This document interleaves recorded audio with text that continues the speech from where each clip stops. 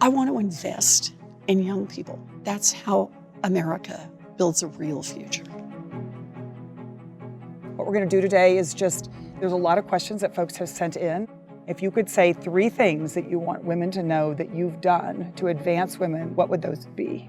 I got childcare funding increased by just a smidge under 90%. It's the biggest increase we've done in history. I have taken to the floor of the Senate to fight to prevent defunding Planned Parenthood. And something I'm deeply proud of is how many young women that I encountered in my classes in law school that I pulled into teaching and helped them launch their teaching careers, pulled into government service and helped them launch their government service careers, helped them get a start in jobs that are really hard. What are the 3 things you'd like to say that you commit to do for women that they can hold you accountable for? Oh, I like that part. So the first one is, I want to pass a 2-cent wealth tax. This is a tax on people with fortunes above $50 million.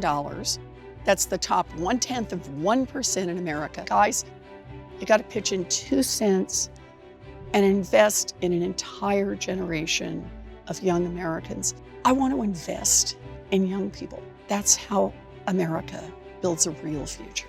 If you could have dinner with one living woman who inspires you, who would it be and why? Oprah. Here is a woman who started of such modest means and just scratched it together out of pure grit. Women right now, as you know, earn on average about 82 cents on the dollar that a white man earns. Of course, unless you're a black woman, if you're a Latina or Native American, it's so much less. So what can you say to women that you would do to finally address the problem of equal pay? Enough is enough. You've got to be willing to put out the data on who's getting paid what. And you've got to be willing to do it by gender and by race and to make those data publicly available. Who's your favorite person to follow on Instagram? Oh yes, it's Jonathan Van Ness. He is so adorable. Oh, yes. Okay.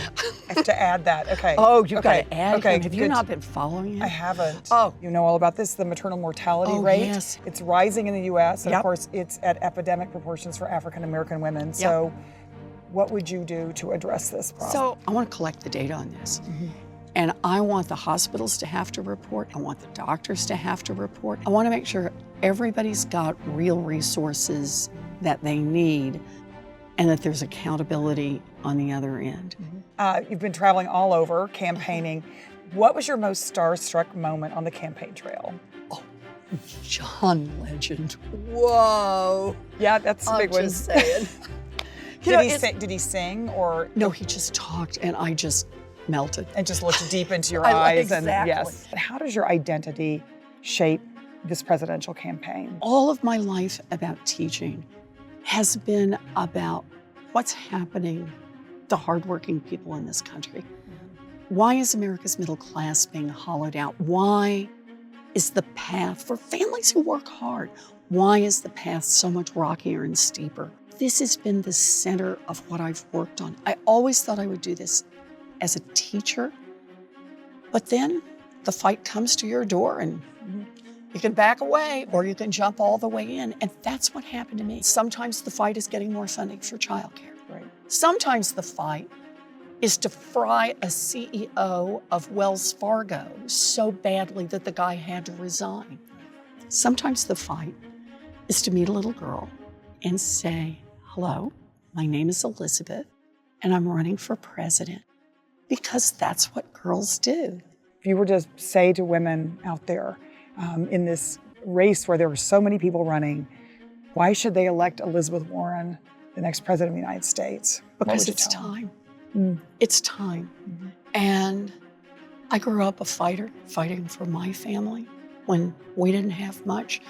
Spent most of my life fighting for working families, and I absolutely promise I will fight for you and your family, because understand this, nothing changes so long as we're afraid. This is our moment to choose hope over fear, to dream big and fight hard, because that is how we win.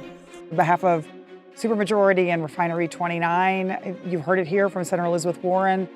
Women are now the majority of voters in this country. We have the power to shape our future.